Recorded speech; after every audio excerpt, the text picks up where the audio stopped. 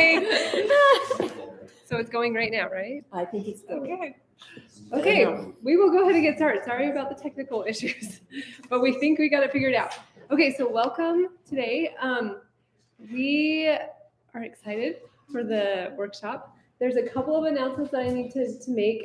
First of all, you should have gotten an email about judging for festival and locations. If you did not, then check your junk mail, right? But there is a caveat to that email. Okay. They didn't check with me before they sent it out. We have applied at the college. We are half approved on the way Tuesday. Okay. So just keep watching for that. We might. Okay. So there might be some adjustments. We might need to be back up there. Okay. So maybe a little bit at the college. We'll see what happens. Hopefully, keep your fingers crossed. The other thing that I wanted to say, and most of you here are people who volunteer a lot, but we do need more volunteers to help with the association. So if you have an inkling to volunteer, let me know. Anyone who is participating via the live stream, call me and we will get you set up. There are some positions that are fairly easy and simple, and then there's some that are more involved. So if you're willing and able to help, we would love to have you. And then one other thing, the UVMTA festival will be March 14th, correct? Or the UVMTA, your recital, sorry, the recital. Oh. The recital. Yes, sorry. No, well, it's just a recital, a Yes. student recital. A student recital. Not a festival. just a Sorry, recital. I said it wrong. No, that's okay. A student recital, March It's right 14th, here. and it will be here. If you have students that are interested in participating, there's signups out in the foyer, and or you can let Paula know, right? Okay, and I think that's it. We'll turn the time over to Jessica to introduce our presenter. Okay. All right, we're excited to have Dr. Claire Thueson with us. She is an in-demand collaborative pianist in the Upper Valley and currently teaches theory and piano skills at BYU, Idaho. She received her Doctor of Musical Arts in Piano Performance from the University of Utah as a student of Dr. Vedrana Subotic. Vedrana, okay. Subotic, Yes. Okay. And her Master's in Music degree in Piano Performance from the Thornton School of Music at the University of Southern California. She received her Bachelor of Music degree in Piano Performance from BYU, Idaho, and was a frequent winner of local, regional, and state piano awards in Idaho. She won the Northwest title in Young Artist Piano in 2015, competed at the national level of the MTNA Young Artist Competition, and performed with the Idaho Fall Symphony as a winner of their Young Artist Competition.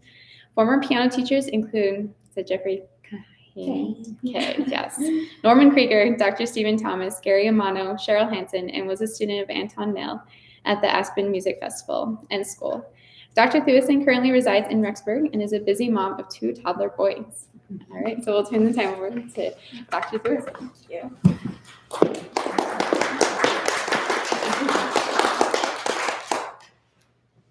Thank you for braving the cold and being here this morning. Like she said, I'm Dr. Claire Thueson. I'm really excited to be here today and with whoever's here today. I grew up here in Rexburg. I have so much respect for so many of you in this room, and it feels backwards to be here speaking and not sitting and listening. So today I'm going to present to you my thoughts and my research on the concept of musical interpretation. Music is so fascinatingly dynamic, in that one piece can sound thousands of different ways depending on who's playing it. However, at the same time, classical music especially is defined so much by that special, specific historical style that we're charged as teachers to pass on and preserve. I've spent a lot of energy as a graduate student and now as a professional finding what I believe to be the correct balance between those two parameters, the role of the performer and interpreter and our role as teachers and preservers of classical tradition. So as a student, I was obedient and precocious. Maybe I'm remembering myself as more virtuous than I actually was. I suppose if Cheryl was here, she could confirm. I was trained in the Suzuki method, and so I grew up listening to my repertoire on a CD. My mom would wake us up in the morning, and as we got ready for school and had our breakfast, we would listen to our Suzuki CD. She was a good companion in music study. And I would obediently phrase and interpret my pieces as I heard in recordings, or as I was told to or demonstrated to by my teacher. Because of the strong oral background that's emphasized in the Suzuki method, I had a pretty good sense of musicality and phrasing, but I never felt completely empowered to describe or quantify the musical choices that I was making. Later as a high schooler, I attended a music camp at Utah State. And in a lesson with a guest artist, the guest artist asked me, well, how do you think this should sound? I was playing a Mozart sonata. And she said, well, where should this phrase lead? What do you want to do here? And I was petrified. I was a really stressed type A sort of kid. I still am stressed in type A. The thought of making a suggestion and having that suggestion be incorrect just made me want to melt into the floor and disappear. Our students often have similar problems. Either they're like me and they want so badly to be good and obedient that they don't feel empowered to make their own musical decisions, or without the proper background and knowledge, they simply don't have the tools to even begin to consider their role as an interpreter of music. I feel that it wasn't really until I was a graduate student that I felt truly confident in asserting my own creative ideas about my music. In some ways, that's not necessarily a bad thing. We don't want to create rogue students who are playing Bach with pedal and rubato as if it were Chopin. Performance practice and historical accuracy are an important starting point. But I think much of my comfort as an interpreter came once I felt like I had studied that historical performance practice and tradition to the point where I felt like I could be creative in my performances without worrying about doing something that was historically inappropriate. So when it comes to performance practice, things like correct ornamentation, use of pedal, rubato, that could encompass an entire lecture series that would span several months and would probably be really boring. So I took 2 semesters worth of classes in my doctorate degree alone, just talking about historical performance practice. And the problem with that is so much of it is guesswork by musicologists anyway, right? A good rule of thumb when it comes to historical performance practice is that the spectrum changes, but not the methodology. So let me elaborate. I'll use rubato as an example. You can stretch time a little bit in music of Bach, in Baroque music. Something like an agogic accent at the end of a cadence. You set the cadence down, you slow down a little bit at the finish. It's nice and it's musical and it finishes off a piece nicely. You're not going to push and pull tempo throughout like you would in something like Chopin or Schumann, because it would be historically incorrect. However, the same rubato in a piece by Chopin can be used much more liberally, and without it, the music lacks its identifying emotion. So we can look at a concept like pedal or rubato, and generally speaking, as a rule of thumb, we can say the earlier the music, the less you use it, the later the music, the more you use it. That's oversimplifying a really complicated issue, but it's a good starting point.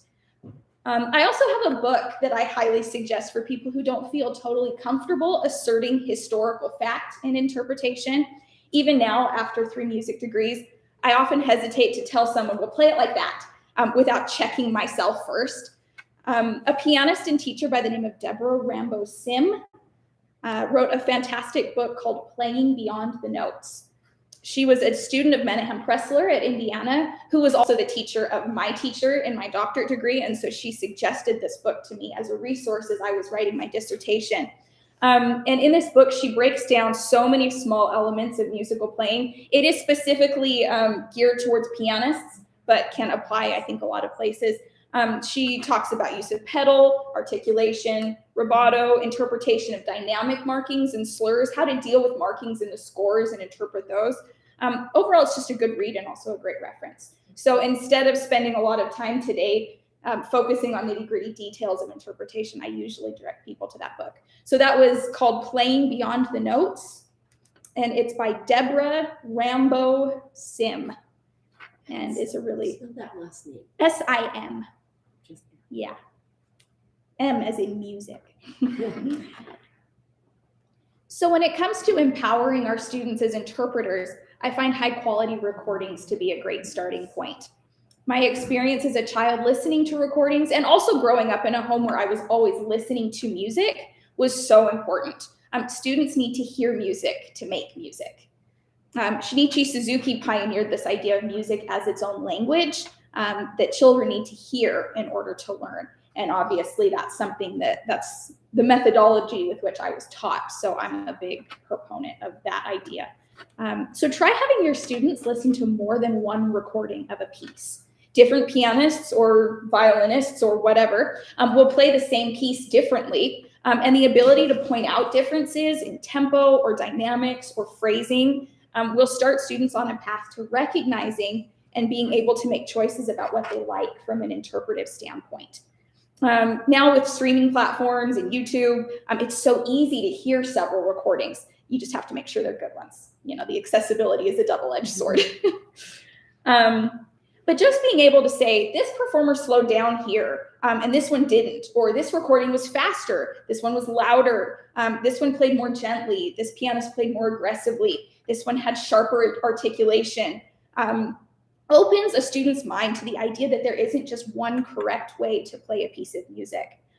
Also in lessons, you can encourage them to try different passages in different ways. Try slowing down here. All right, now play it straight. Which one do you like better? Just the idea that they can do that, I think, starts unlocking students to think more creatively. So Italian pianist and composer Alfredo Casella wrote a really great article that kind of dissects this delicate relationship between performer and composer. Casella has a great perspective because he both wrote and performed music. And I have a quote from him that I want to share. He says, "From the recent controversies on the problem of musical interpretation, there has clearly emerged the difficulty of defining the relations between creator and interpreter, or composer and performer. You could also fill in those words. According to some, the task of the performer is to fulfill itself in a scrupulously precise reproduction of the graphic signs of the composer. According to others, the performer is rather to be the very creator of a new artistic reality. In probability, the truth lies midway between these theses." End quote. So he's saying either our task is to be scrupulously committed to the score and reproduce exactly what's written, or is our role a creator for a new artistic reality? And as with most things in life, the answer usually lies in the middle, right?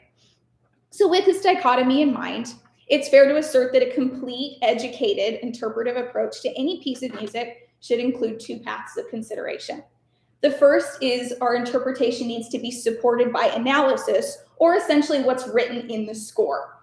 If somebody writes that it's piano, we can't play it forte. If it's slurred, we probably shouldn't play it dry. If there's accents on every single note, probably shouldn't play it softly with pedal, right? This would also encompass the historical accuracy of performance practice that we discussed before. We have to make our choices within the parameters of what's appropriate for Baroque music or classical music, etc. The second is that we should also consider interpretation supported by our own personal connection to the music. Leaning too much into the first produces unimaginative, mechanical reproductions of notes written on a page, whereas too much emphasis on the second robs a piece of the brilliance that was given to it by its creator, the composer. So we're going to have a little bit of fun with this. I know from experience that listening to me talk for an hour straight puts people to sleep.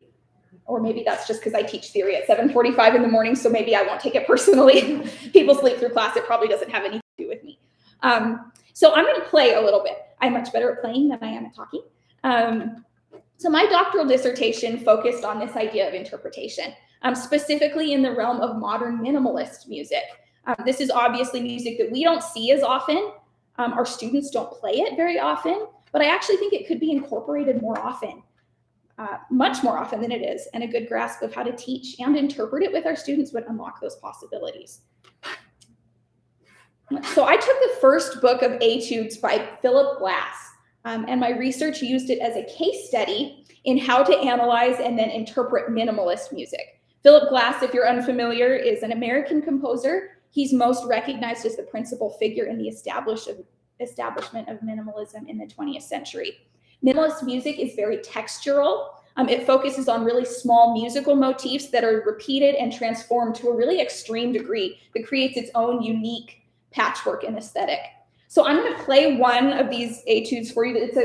It's a book of 10. I'm going to play one for you for a second to get you familiar with the character of the music. And then we're going to go through and talk about exactly how I navigated the interpretation and analysis of this music.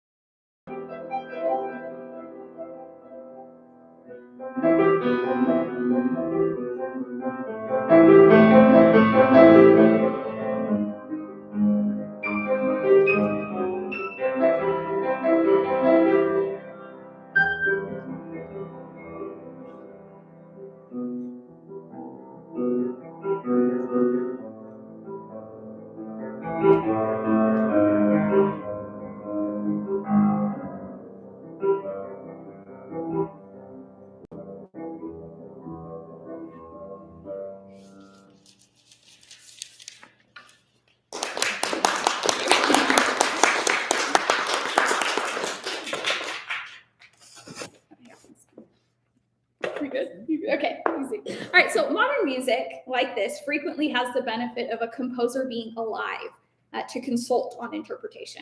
Unlike a messy Beethoven score, where a matter of hastily scribbled articulation in his really bad handwriting can be a point of contention for performers and musicologists indefinitely, a living composer can be inquired upon directly for their thoughts and intent when it comes to their own music. In the case of these etudes, Glass himself recorded them, leaving an oral blueprint of his own interpretation of the music. So that begs the question then, in the event that it's available, is the composer's own interpretation the final word? Before I actually began research and writing my dissertation, I performed these etudes a lot. And after one recital, the faculty head of my graduate committee came to me and complained about some of the tempos that I had chosen, saying that they didn't match what was written in the score. And they didn't. I had taken some liberty for sure. But I went back that night and I was feeling just a little belligerent after being called out and discovered that Glass's own recordings didn't match the tempos written in the score. And so I felt vindicated. But after I felt vindicated, I felt confused. So what was the final word? The score or the recording or what I thought as a performer? So speaking about composers performing their own music, I'm back to this article by Alfredo Casella. He boldly asserted, quote, "An author is only one among other interpreters and not always the best," end quote. So there are a handful of limitations on composers. First is their own technical facility. I'll be the first to tell you that while completely brilliant, Philip Glass is not necessarily an excellent virtuosic pianist. So there are limitations in what you can convey emotionally if your technical skill is not at a place where someone else's might be. their own skill as an interpreter. Composers are interpreters, same as performers, right? Or even their skill at notating exactly what they intend in the score. There could be limitations where they feel or think something, but what they write might not convey that in the way that they intended to. Casella cited Beethoven as a great master of notating his exact intentions. Debussy is another great example of a composer who writes exactly what he wants. Some composers don't give you much to work with. So this becomes especially obvious in the music of Philip Glass. I've probably, well, not even probably, I know I have. I've listened to every recording there is of these pieces as part of my research. And while many of them are really fantastic, I find that there are some that are not quite as good. And the ones that are not as good fall into two different categories.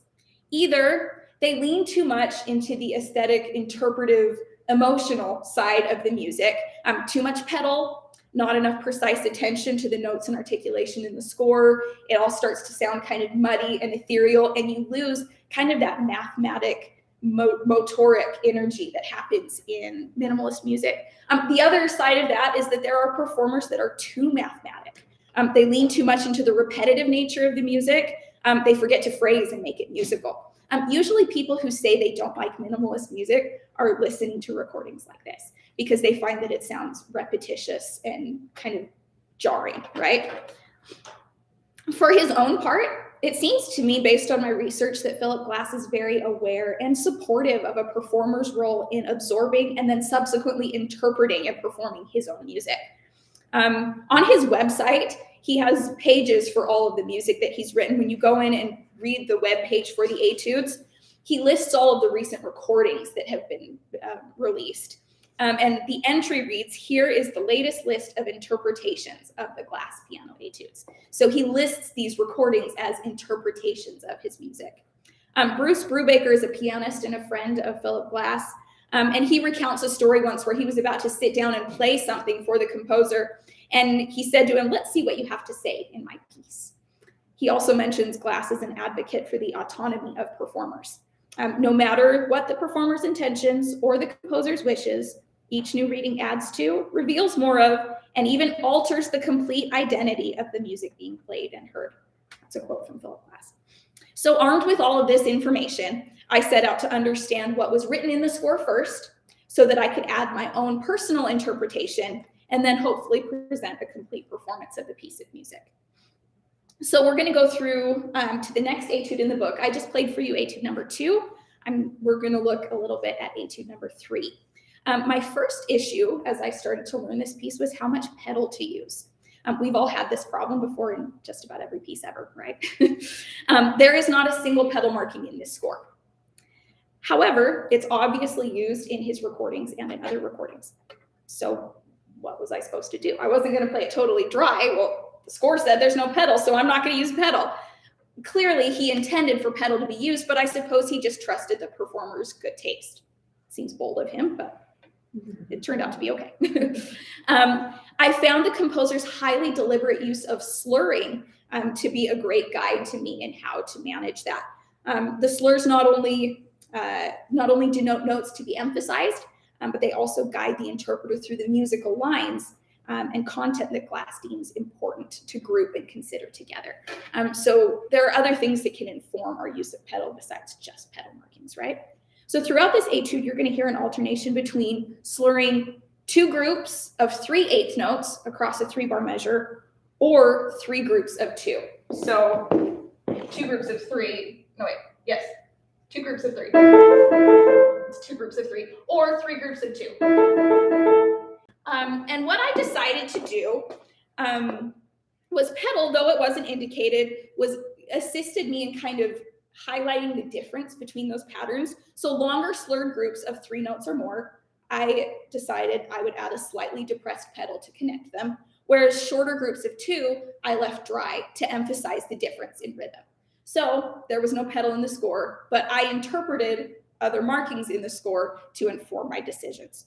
So let's listen to etude number 3, and you will hopefully be able to hear the slurring and the reasons that I made the decisions that I did.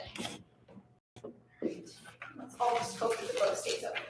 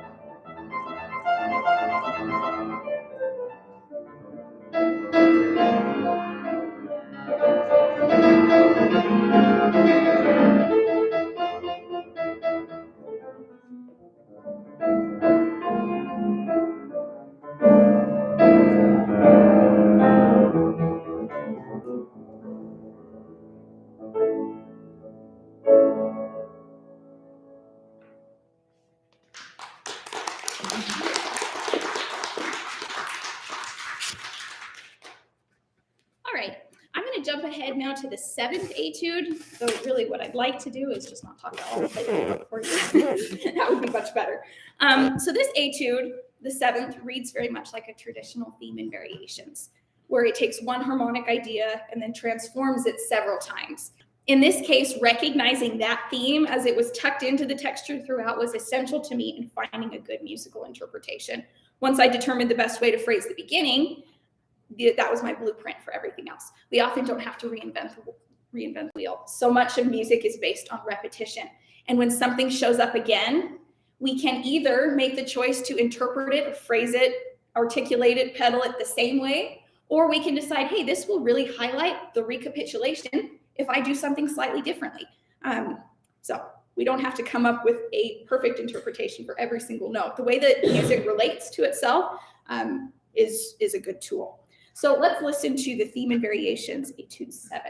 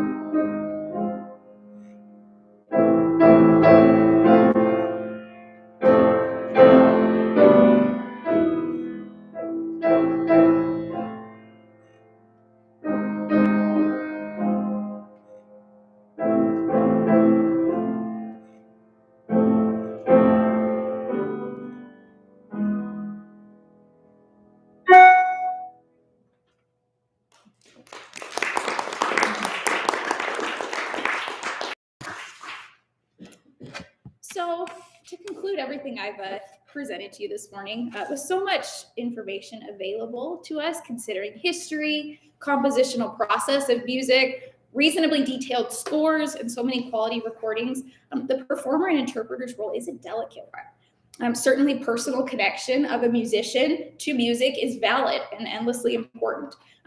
But just as important is to honor a compositional process and lifelong influences of the composer in which a performer takes absolutely no part. Only after understanding the music contained in the score is then the interpreter free to add the final necessary element to any complete musical performance, which is personal touch and emotion. I'm going to end today by playing the final etude in the book, which is number 10, after which I'd be happy to answer any questions about interpretation or Philip Glass or anything else.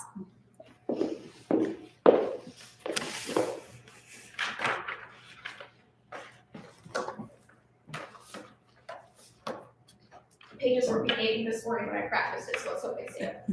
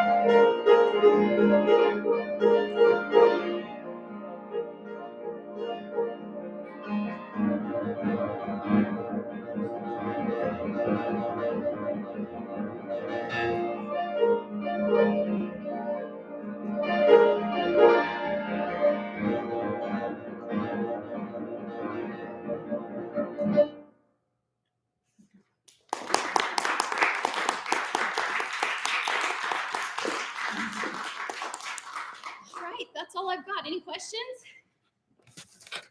Yes.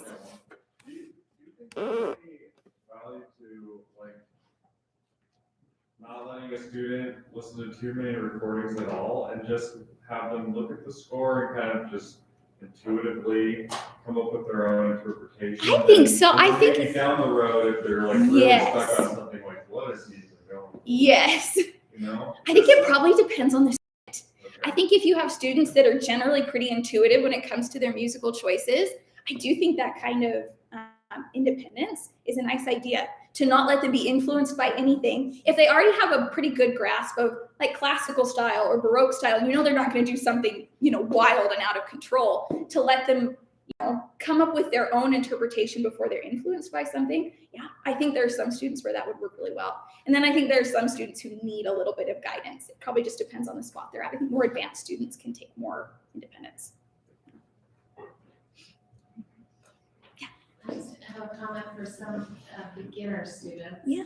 Because this can start young, and you have some kids that come in and they just want to say, I changed it like this. And I personally love it. Yes. Sometimes if they're doing it for festival, I'll say, that's great. After festival, you can play it that way. For festival, your judges expect you to Yes. play it the way the score Yes. says, you know? Mhm. But I've noticed that even little things, students that don't have that natural, like I have Yes. students that have really hard times making decisions. Mhm. Like, which song do you want? I don't know, what do you want me to do? You Yes. know? And That so was just me. encouraging, just any level of increasing their independence. Yes. Like, what do you think of this fingering? Does that feel okay to you? Because you could use a different fingering. Let's try this one. Which one do you like? Just giving them little, I mean, we're not talking about interpretive class stuff. Yes. Little, just helping them to increase their independence a little bit. Yes. Has been helpful for me. Mhm. Yeah. Thank you. All right. Oh, good. More. It's interesting to me, as my students play, and I try to increase their expression, I will say, if this was the background music to a movie, Yes. what is happening in the movie? And they have a really hard time, it's almost like they're looking for the right answer, what Yes. I want to hear. Yes. And so it's really hard for them to be their creative Mhm. self. Well, and I find this, everything in my life comes back to parenting toddlers right now, because that's what I do day in and day out. I don't ask him, what do you want to wear today? Because the answer will probably be my excavator pajamas, right? I say, do you want to wear your camel pants or do you want to wear your black pants today? Give him two, right? That is giving him the sense of, I get to make a choice here. I'm gaining some independence without leaving it wide open to, well, I don't know, or picking something that's just completely out of left field. So I find with students, it's helpful to say, okay, not, well, what do you think of this? But does this sound more gentle and lyrical to you, or does it sound more angry and aggressive? Giving them a couple of choices. Would you like to slow down here, or would you like to keep it straight, right?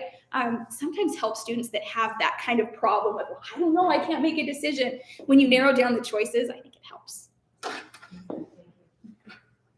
We had one more here, and then. I got a lot. Go ahead. Well, okay, one was, how has your relationship to these etudes changed? Because sometimes when I'm learning a piece for a long time, I feel like there's this golden window when it's good. Yeah. And I spend too much time after that. Yes. And so, but I don't think I've ever like dissected any piece that intensely. Oh, me neither. With the pieces, This is the one and only. And so how has your relationship to this changed now? Thank you. I've taken breaks from it too. Yeah. So I have always been a fan of Philip Glass. I heard his orchestral music first as a teenager, and have always liked Philip Glass. I stumbled across these ones when I was in my master's degree. My husband was living in Salt Lake, and I was living in Los Angeles, and so I would fly home a lot to see him. And so I always had headphones in, listening to things in the airport. And this came up on a radio once, and I heard it. I thought, this is interesting. I know I like Glass. Let me look at this. And so my relationship started as, I'm intrigued with this music because I know I like this composer. When I went to start my analysis and start learning it, there's nothing written about it. There's nothing. You can learn a Beethoven sonata and you can go read articles and say, this is what was happening in his life. This is what, I had none of that. And so I said, well, okay, I'm going to create it then. And that's really what my dissertation ended up being. Before this morning, I haven't touched these pieces in about a year. That's how long ago I had my second kid. It's been a year since and I find that beneficial. You talk about this golden window where you really feel like you have a good handle on something. And it's still fun to play. It's fun to play and you like it. Stuff gets better when it marinates. So I find it very helpful to step away from things and come back to them later. Sometimes that's helpful with students too. If they've hit a wall and they don't like something anymore, they've been working on it for too long, say, okay, let's take a break from this for 6 months. Let's come back to it and revisit it later. And when you look at something where you have that basis of understanding, but a refreshed perspective, I find very helpful. So, here and then there. I was just gonna say, I had a teacher that always made me make up a story to go along with my Yes. song. Yeah. And that really did help me to put in my own emotion. Especially for really imaginative people. They like that programmatic association. So I'm curious, when you're teaching Yes. a lesson, I'm assuming you don't sit on a chair with your arms folded while you're trying to Yes. help this all happen. Yes. So what are some of the things that you have learned work well to motivate students to? Yeah. creative? I think demonstration is the first step. It's a student sometimes doesn't know that they can play something differently than how they've heard. So to sit down and say, okay, what if you play it like this? And I'll be like, well, oh, what if you actually try it like this? Do you like that better? So again, giving choices. I think demonstration is actually probably in the same way that I think recordings are really important. I think demonstration from a teacher is actually the first step. And if they see you interpreting, I think it helps them recognize that they can do the same. Do you do it with them? Well, and Or is I it actually like- don't teach that. I classroom teach so much more. So yes, ideally, I think it's something that it's a collaborative process.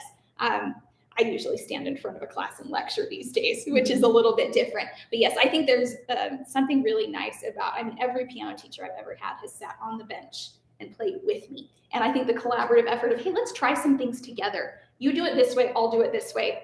And letting them work with you, I think is helpful. It gives them a little bit of confidence, I think, to have somebody taking that interpretive process at the same time, instead of just throwing them in the deep end of the pool and saying, hey, what do you think? I don't think people like, I don't like that. So, yes. So just in the rare time that the interpretation is totally bad, Yes. how do you approach that? I think we can pass the buck a little bit onto historical accuracy. Instead of saying, hey, that's bad, I don't like that, because you don't want to do that to a student who's created something. Say, you know what, this is really interesting, really fascinating. You know, it's like the compliment sandwich. I really like what you did here. Now, let's talk about style in Mozart. Let me teach you some things about Mozart historically. Here's how music was played. Here's how this works. We need to honor what he wrote and the time period it was written in. Maybe let's try it like this. And then at that point, I think sometimes students that have a hard time with maybe getting bored or not really being receptive to historical performance practice, those are the students that also benefit from fun pieces, you know, things that are more modern, in books that maybe have, you know, pictures, words, associations, things that they can kind of have fun with and have a little more freedom when they're not constrained by the historical performance practice. But yeah, I usually like to pass the buck on to someone else. It's not me saying you can't do this, it's Mozart. Anything else? All right, thanks for your time this morning, guys.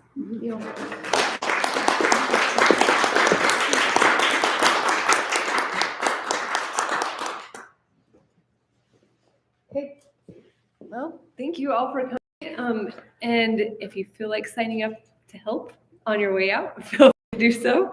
And is there anything else that you guys need to share? Yes. We have changed the scholarship audition date to the week after festival. Okay, To so April the 16th. 16th. Mhm. Okay, so scholarships will be April 16th, the week after festival.